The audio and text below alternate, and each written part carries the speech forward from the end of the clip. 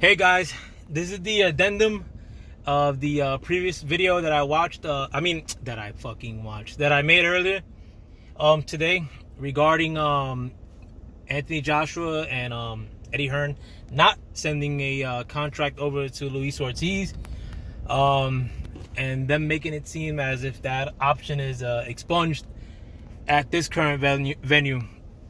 A brief synopsis on that video. And this was from my source, the Cal Enigma. Please subscribe to the Cal Enigma, who has direct contact with Team Ortiz, being Cali Enigma. He has direct contact with Team Ortiz and Luis Ortiz himself. It was put out that they have yet to receive a contract. Cali Enigma also put out, and I've heard whisperings of the same, in the same vein, as to the replacement fight for Big Baby Miller, due to Big Baby Miller failing his drug test, was going to be Michael Hunter, whose father was also a fighter, if I remember correctly. That was the fight that was kind of like whispered on the day that I also found out that Big Baby Miller was not going to be able to fight on June 1st against Anthony Joshua here in MSG in New York City. I wanted to make the second portion of this video. Hold on, I gotta get some chapstick, man, because my fucking mouth is parched and my lips are fucking like dry leaves. But I wanted to make the second portion of this video because Cali Enigma also put out that they're already in negotiations for Luis Ortiz to fight Deontay Wilder. I know some bitch shit is gonna come out, like that fucking Deontay Wilder somehow like ducked somebody who's been playing games for fucking 2 years. But I'll get to that in a second, actually. But the news, as per Cali Enigma, was that they're already negotiating for Luis Ortiz to fight Deontay Wilder come December. My bad, I'm a little bit all over the place. Got fucking a bunch of shit from Home Depot, and let me put on my seatbelt. I'm gonna talk to y'all while I drive. But the news, as per the Cali Enigma, is that that fucking Luis Ortiz and Deontay Wilder are currently in negotiations to fight sometime in December. I guess the location is unknown as of now. Who gives a shit? But it's gonna be on Showtime pay-per-view. And although that fight is not the fight that everybody wants, in Anthony Joshua and against Deontay Wilder, Anthony Joshua, I feel, I mean, and I've always felt this, was not gonna fight Deontay Wilder so long as he had a obligation to the zone. The reason I feel that way is because they can't maximize their dollars, neither one of them, unless the zone were to overpay for that particular fight, which they may or they may not. I mean, like, the zone might run out of money based on like the shitty investments they've already made.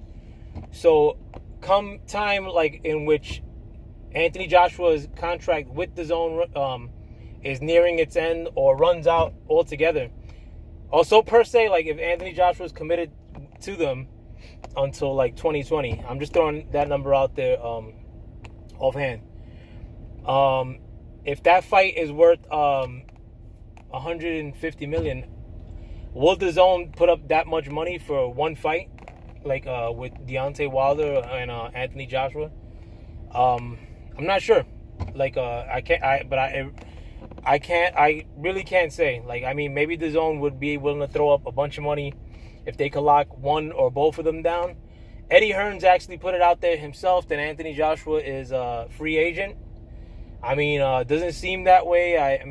But because he's only fought on the zone here in America, like these last couple fights, or with Povetkin and now with Jarrell Big Baby Miller.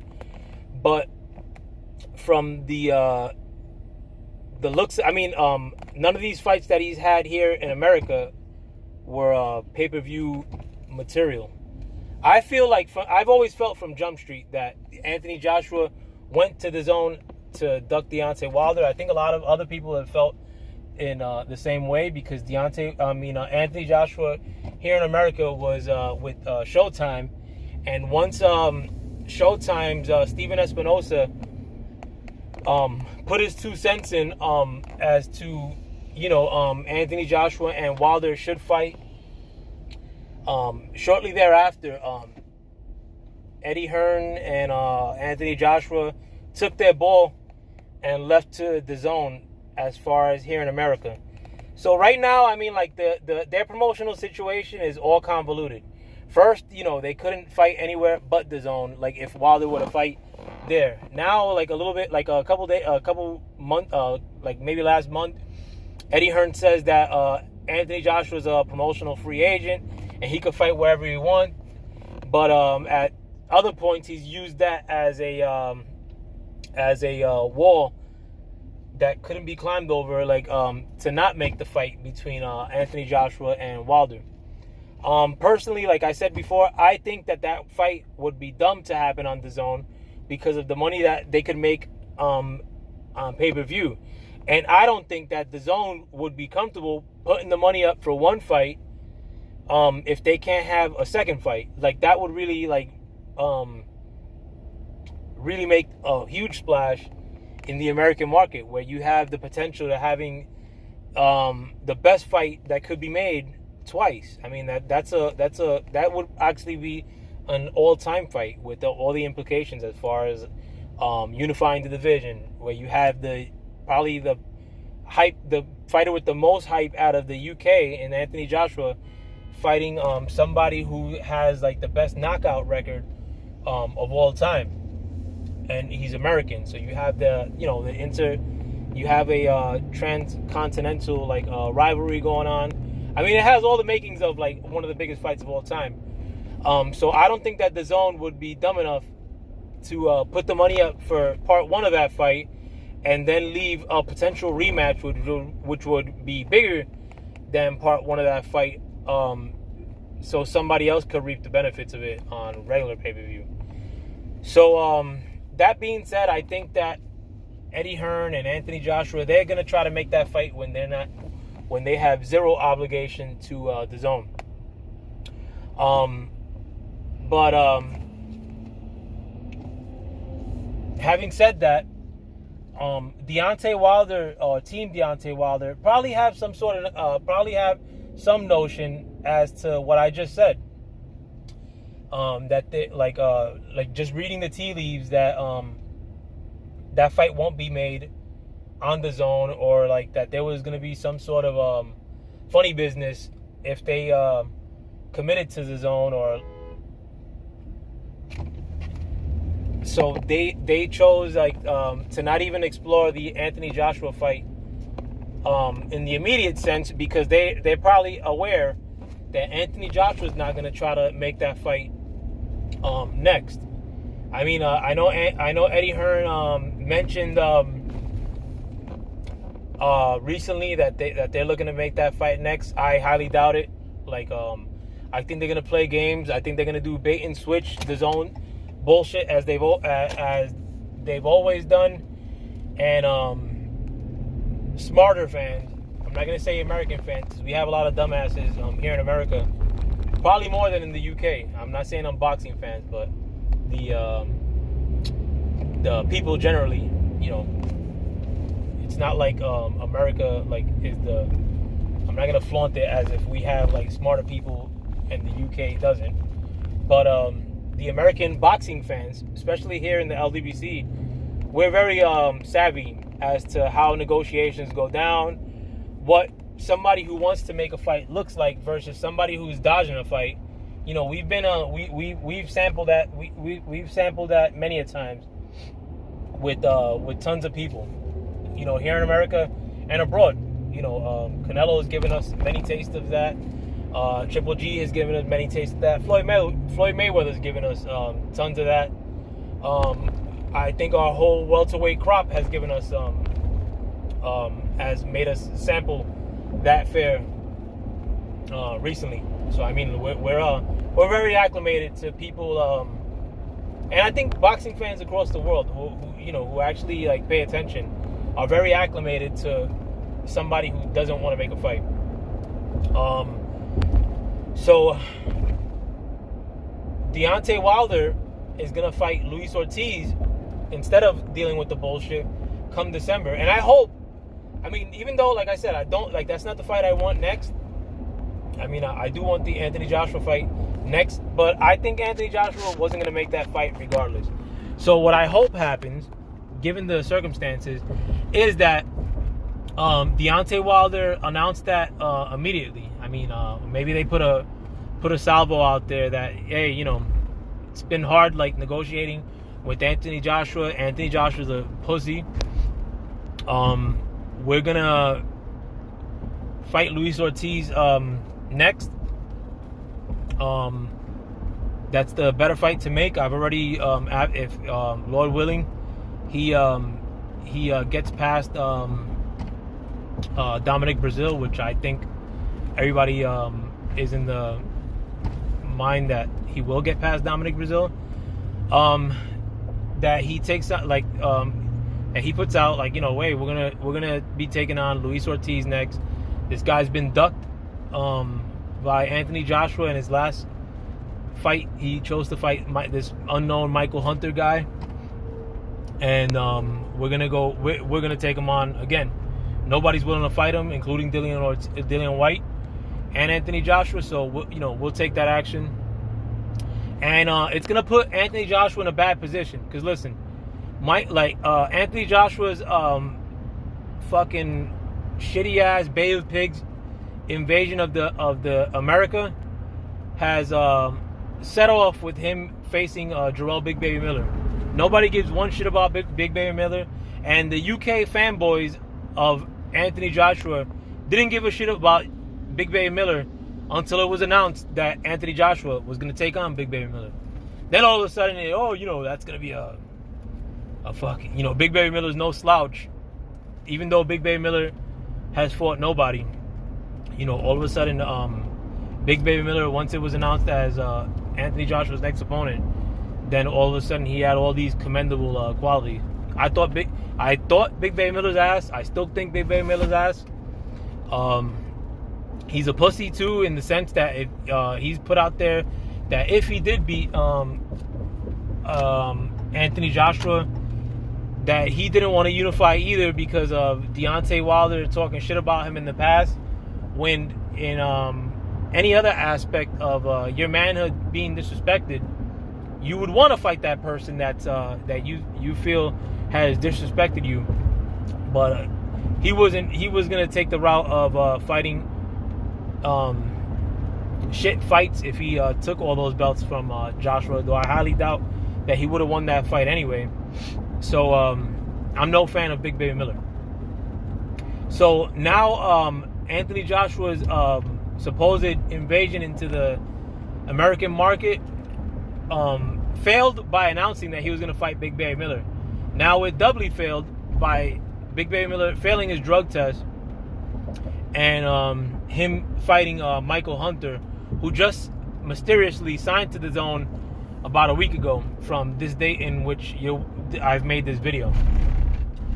So now he's going to be fighting Michael Hunter, an unknown American commodity. I mean, even like the most avid boxing fans don't know him as a big heavyweight. I mean, I think he's only had 4 fights in the heavyweight division. So he's a non-entity. I like Michael Hunter too. Michael Hunter, he's taken on some decent action, but he's no spring chicken. I think he's 31. He's no world beater, definitely not, and he's not known in America. There's not very many heavyweights known in America, period, outside of Deontay Wilder 1 and Big Baby Miller 2. None of these guys are known in America, so if you wanted to make a splash here in America, you should have taken on one of those 2 guys. You didn't. You fucked up, and now you're relegated to fighting Michael Hunter. So now we fast forward to December. If Deontay Wilder does put it out there that he is fighting Luis Ortiz, you're gonna have a Anthony Joshua that's sort of stuck, because he's gonna have the Luis Ortiz option off of the table. Tyson Fury has put out that he's gonna take a second tune-up after this Tom Schwartz guy to prepare him for Deontay Wilder. How true that is, I'm not sure, but that takes a Tyson Fury off of the table. Then you have a hold on, I just passed by cops. I don't know if they saw me with the phone. So then, if you want to keep trying to make another attempt into the American market, being Anthony Joshua, who else could you fight? Like, if Tyson Fury is committed to not fighting anyone that's not a tune-up for his next fight after Tom Schwartz, if Deontay Wilder is going to take on some rough action on Showtime pay-per-view with Luis Ortiz, so Luis Ortiz and Deontay Wilder are off the table for you. So Dillian White was not acceptable here. In fact, when Dillian White fought Derek Chisora on the Zone, or was supposed to fight on the Zone actually said that we don't want that fight aired here in America, and Showtime had to air that fight in America. So Dillian White and Anthony Joshua, I mean, though it is better than Michael Hunter, Americans don't know who the fuck Dillian White is, and Americans don't know who the hell Anthony Joshua is neither.